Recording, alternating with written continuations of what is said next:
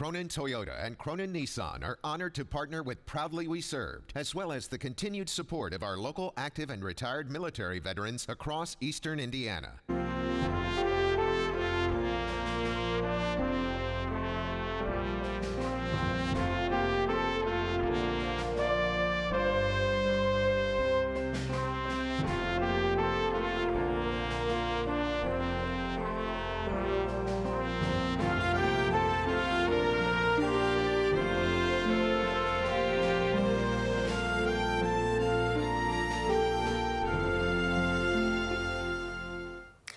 I'm Al Bledsoe, Veterans of Foreign War, Post 1108. And I'm Ron Chappell, Chaplain for Vietnam Veterans Post 777 here in the city of Richmond in Wayne County. And welcome to Proudly We Serve. And our guest today is Harold Evans. And today we're going to talk about the Huey helicopter and what impact that had during the Vietnam War. And we're going to have a couple of shows on this. We're going to have a couple of men in next week. We're happy to have Harold with us this morning. So we're going to get started, but I'd like to just share a little bit of information about the helicopter itself, that 10% of all the combat and combat support missions were run in Vietnam. That's a combined total of 6,175. So it also had some of the highest death rates for the men that served in Vietnam. So with that, let's get started. And Ron, why don't you kick off from there? The statistics, that data, 10% was 10% of the casualties, right, Casualties, that we right. suffered. But the Huey was 90% of our transportation. Am I right, Harold? It was a workhorse. Huh? It was a workhorse. A taxi? Yes, sir. It got us everywhere. The Huey transported troops into areas that you didn't dare walk into. They'd go into and put out a landing zone. The Huey would drop the troops in, and then after you got done with your little combat skirmishes or whatever, then the Huey would come back and pick you up. That's right, yeah. In fact, some areas they couldn't land. We had to repel. Had to repel out. From the chopper down into the boonies. That's right. They call that elephant grass. Yeah, man. So what exactly did you do on the Huey? Tell us. I wasn't a specialist. That was my taxi cab. Okay. It took me everywhere. Yeah. And we would, like when we ran convoy supports and stuff, you know, with the Dusters and the Quad 50s, they would take you from Cu Chi to a place called Tay Ninh, and you would come back down the road. Some of the roads were heavily mined, so you had to have the right amount of people out there to do everything. And then the Huey would come along, and the door gunner would shoot 60 caliber bullets down the road and everything, and try to detonate any of the bouncing Bettys or any of the things that the Viet Cong had put out there. And I want to tell you something. Some of the bravest men ever in Vietnam were Chief Warrant officers, helicopter pilots. They would do what was necessary to get you there, and they would do what was necessary to get you back out. And the men who flew dust-off choppers, those was medevac choppers. If you had men wounded out there in the field, they didn't leave nobody behind. That's right. You're right. There would be helicopters, bullets raining off of them and everything, but they would come on in there and get those guys. That's right. And they did 2 or 3 different things. We had all different colors of smoke, yellow smoke, red smoke, you know, and to kind of cut the enemy off, you know, they would put out a fake flare, and the enemy would fire into that area, and then they would put the real flare to where you know how to go get troops to get them back out. And some of them were mounted with 40 millimeters. Some of them, predominantly, most of them had 60 caliber, had door gunners hanging out the side of them. And then they had, you know, it was wide open. So there would be troops setting in with their M16s, and they would fly along treetop or wherever they needed to fly at, and eliminate the enemy. But they were also, like I said, 10% of our casualties was in helicopters because it was a target. You know? And it wasn't real swift, but it got the job done. But it also left you up there as a target to be shot down. So there were quite a few helicopters that got shot down. You know, I remember. I was a communication specialist. I operated a communication center, teletype equipment, and all that. But there were occasions when I had to serve as a door gunner. Oh, yes. Because of shortage of personnel.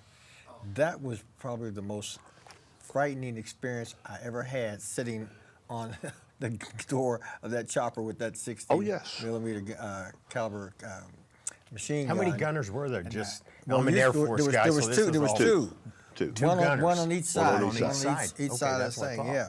And so the chopper's flying, and you got a guy sitting here and a guy sitting here, and they're flying down over the bush, over the jungle, and you're looking, and if you see anything, you let it fly.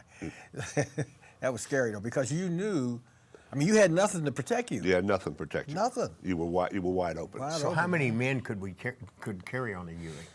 Well, they say 15, but we've had them loaded down. Yeah. You know, Yeah. There's plenty of chopper pilots say, "Hey, I'm taking everybody. That's right. Let's go." That's right. It was kind of cumbersome coming back up with it overloaded, but They made it happen. they made it happen. That's right. Yeah. They made it happen. Yeah. So what happened if one of them went down? What was the plan of action then? They would go up higher altitude and circle until somebody got in there to help them. They would not leave them. Yeah, they're gonna leave them. Yeah. They're not going to leave them. No. And then we had another helicopter. Now today they have the Apache, Yeah. but back in the day we had a helicopter called the Cobra gunship. That's Yeah, right. sure, the That's Cobra. right. Yeah. Now, that was the bad boy. Yeah. Yeah. And I remember that one. And the Cobra gunship would come in and he would just protect that chopper that's down. Yeah. He would stay. And I want to tell you something. He was loaded. He was loaded with everything. He was loaded. Yeah. And I remember that. and it looked like a solid red stream of water. And that was every fifth round was a tracer. Right. So Yeah. it was raining a lot of bullets down Yeah. there. And it was very, very maneuverable. Yeah. And then they had the little helicopter called a Loach. It would go out and he could take that thing and counteract and take it, turn it upside Straight down up. and do what you wanted to Yep. with it. Yep. So in all, the infantrymen on the ground loved their chopper pilots. They did. Sure. They did. Yeah, I can Because appreciate that. Everybody did. Yeah, everybody. Everybody And did. They were they our- knew that was their way out. Yeah. We knew when we were going into combat that they were going to take you to an LZ. An LZ was a landing zone. Sure. They take you and drop you, and you go ahead and do what you got to do, and we'll be back at 05 or whatever, and then boom, fire smoke. They come in and get They you. were your main sport. I brought something with me today. We counted on those guys for everything. Harold, you remember what these are? Oh yes,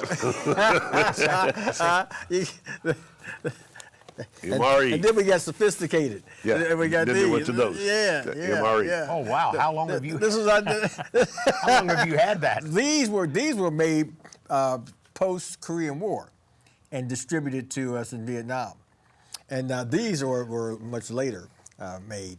But everything you need is in here. You're a complete meal.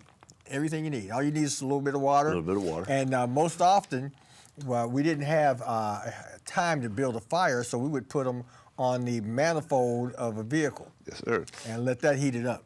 Wow. Yeah. Hey, It's all new to me. It's and you all did, Army and you stuff. didn't lose your P-38. Yeah. That's right. Oh yeah, the little can opener. Little can opener. Yeah, P-38. yeah, yeah. That opened your cans and everything. And so Yeah. you were able to Yeah.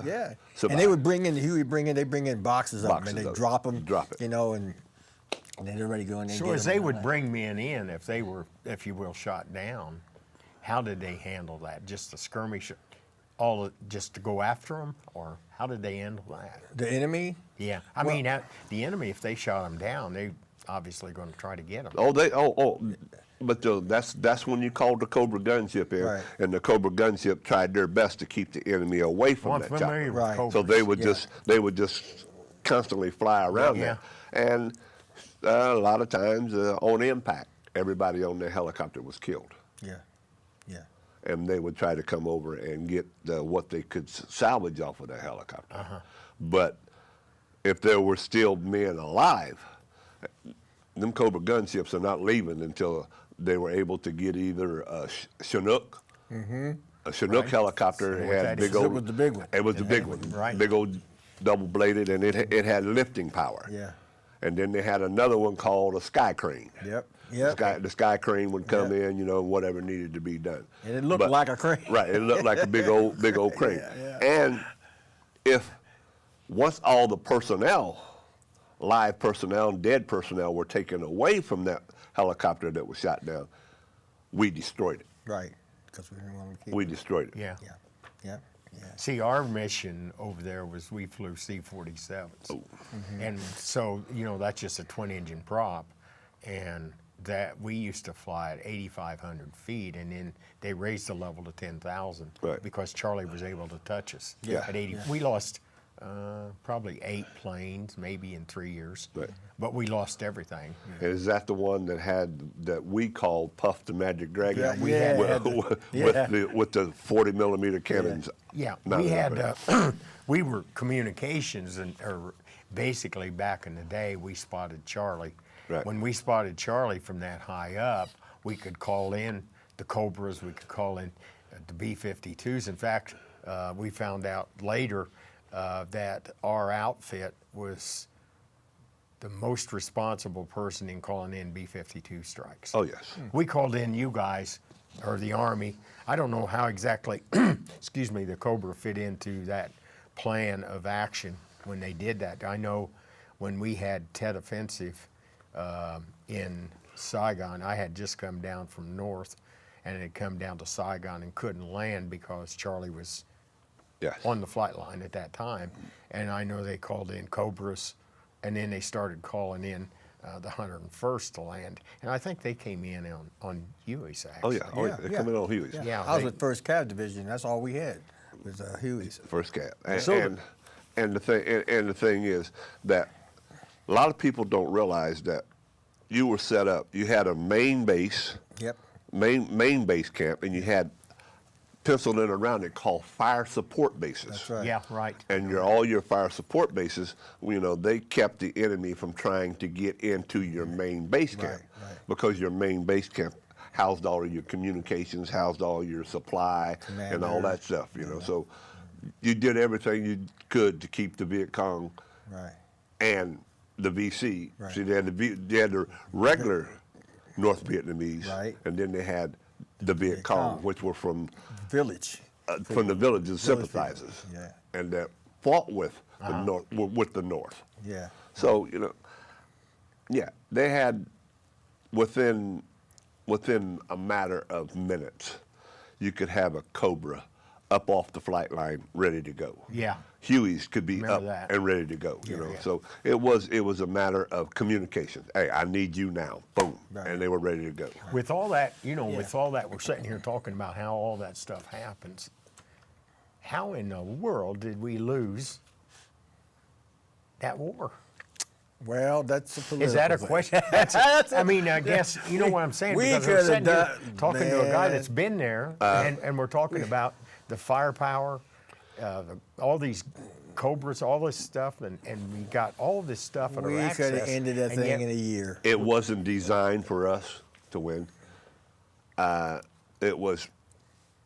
I'm going to be straight out and honest about it. It was a political war. Sure. You know, it fueled the American economy at that time to make supplies and everything for Vietnam, and a lot of times you would be getting fired up on, and you would have to call back and, hey, do I have permission to fire? Yes, that's right. Right. Do I have permission to fire? Yeah.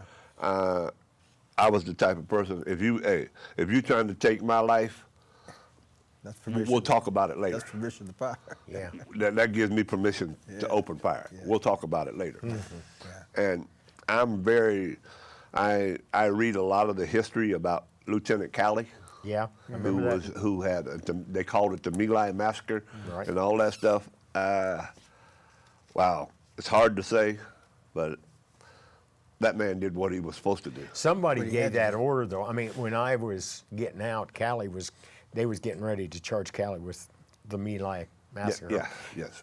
And to this day, people talk about that, but somebody had to give that order. Yes. Oh, yeah. He did not go, I just can't imagine a Yep. lieutenant going in there and just starting doing what he was doing unless somebody at the top give that order. Right. You know what? People don't understand the stress in a situation like that.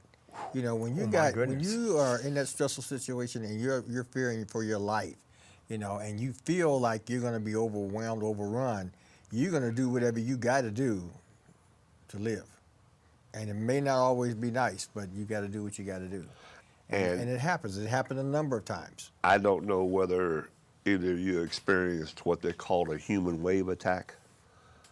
Tainan province, I experienced a human wave attack. We had a duster, twin 40mm cannons. We had quad 50s mounted in the back of a 5-ton. And you got two 50 calibers on this side and two 50 calibers on this side. Now, a 50 caliber puts out a lot of rounds. Oh, yeah. And it would seem like we would just mow down around and look around, and here they come. And here they kept coming. Yeah. They kept coming. They kept coming. They kept coming. And you know, you had to do what you had to do. Yeah. When they attacked, when I come down from the north and I was in Saigon for a couple of days rest or whatever you want to call it. So Charlie had attacked Tonsanute, and it had so happened that our ops building was right on what we called the rice field. I mean, that's all it was open field. And I can remember them just, if you will, whacking people. And then the 101st come in and cleaned house after that. Yeah. And they just, if you will, dug a big trench and covered them up and Oh, yeah. said that's, Yeah, there were a lot and of then they'd horrific come out things and I remember that captain had a notebook with him and he said, what does it look like? And he said, a couple hundred anyway. I mean, they didn't really know. And I thought, my God, this is probably happening time and time again, that it's either us or them. Yeah, you know yeah, what I'm yeah. saying? That kind of a scenario. I had a guy, and I won't mention his name, but he was dying, and the doctor said he should have died, but he wouldn't die. I went to see him and visit him, you know, as a chaplain, and so I had occasion to talk to him, and I asked him, I said, well, what's on your mind? He said, Vietnam. And when he said it, right away I knew, because knowing what his MOS was, he was an infantryman, some of the atrocities and things that he said, I did some things that I didn't want to do. And it's just bugging me. And so I prayed with him, you know, and a day later he passed. Yeah. You know, he was just holding on to that thing. It was There- bugging him, you know. There are a lot of my good close friends that are Vietnam veterans that have never talked about it, never, and they never will. If it had not have been for some Earlham College people coming and asking me to give a presentation on Vietnam, I probably wouldn't be sitting here today talking about it. But I went over and did a presentation on Vietnam. And I thought there was going to be probably 40 or 50 people or so. Well, happened to be a whole bunch. And some smart kid, first question out of his mouth, it says, did you ever kill anybody? Oh, yeah, I've been asked that a And- number of times. That, I was startled for a minute. I took a deep breath and I turned and looked at him. I said, I'm going to answer that question for you. How many different ways did I have to take another man's life to preserve my own? How many different ways did my comrades have to take another man's life to preserve their own? And, you know, Good response. you don't know. Yeah, yeah. You don't know. Yeah. And people, even down people today, they'll make little comments. Well, you guys are back when they come back from Vietnam, all baby killer this, baby killer that.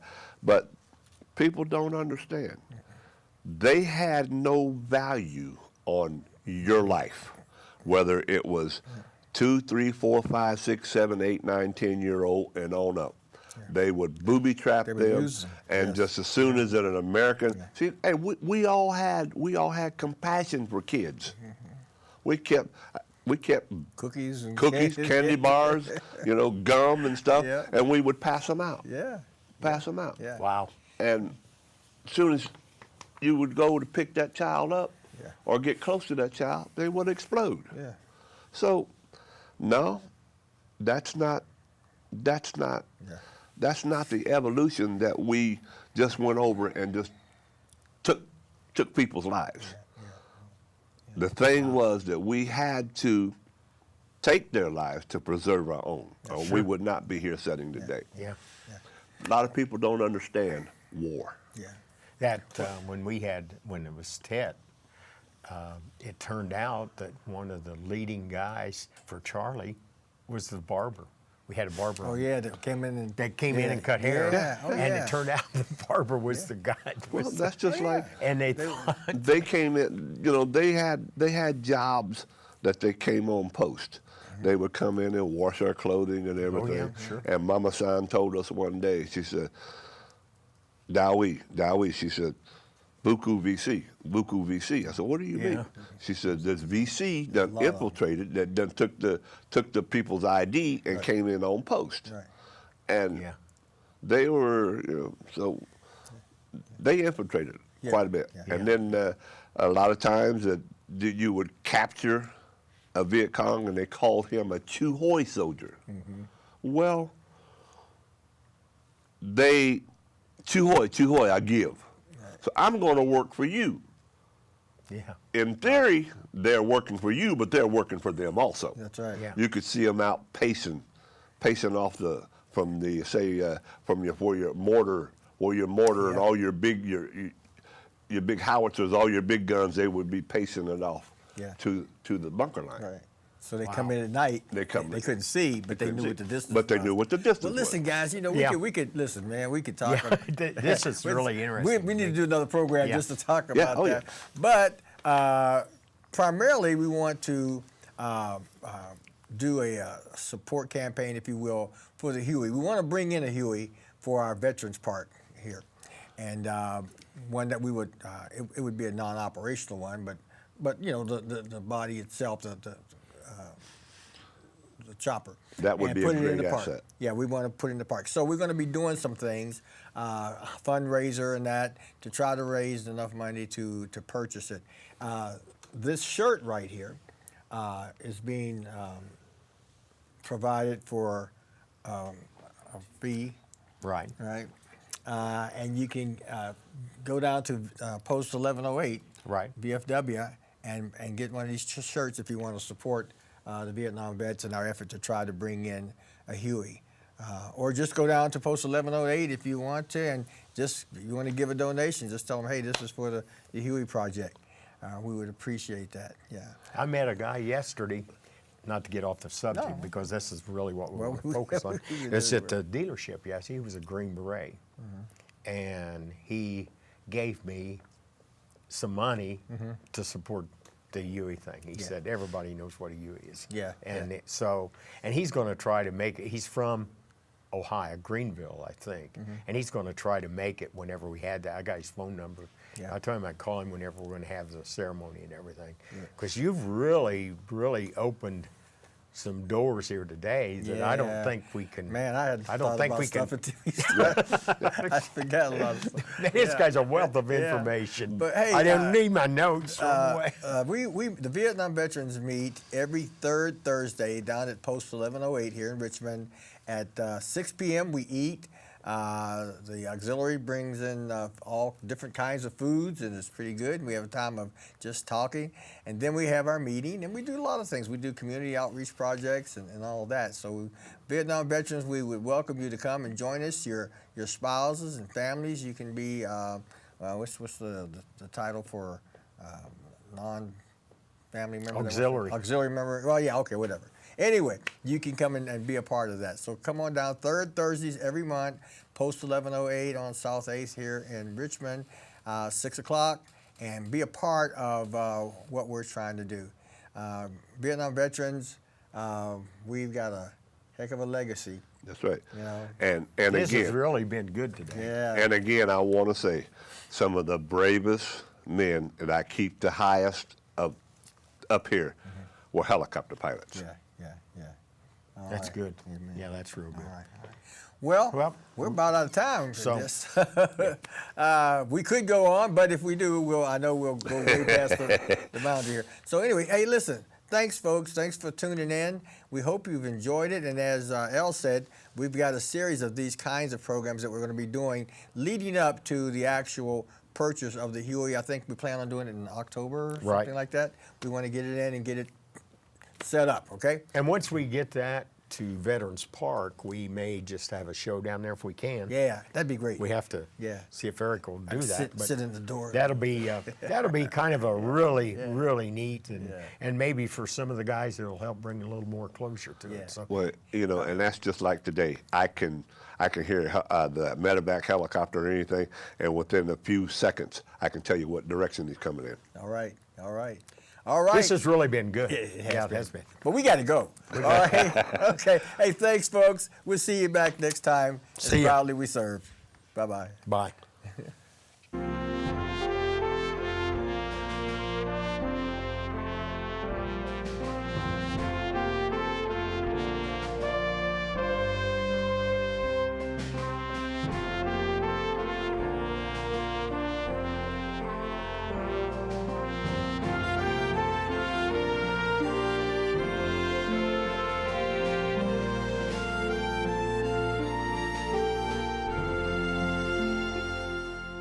Cronin Toyota and Cronin Nissan are honored to partner with Proudly We Served, as well as the continued support of our local active and retired military veterans across eastern Indiana.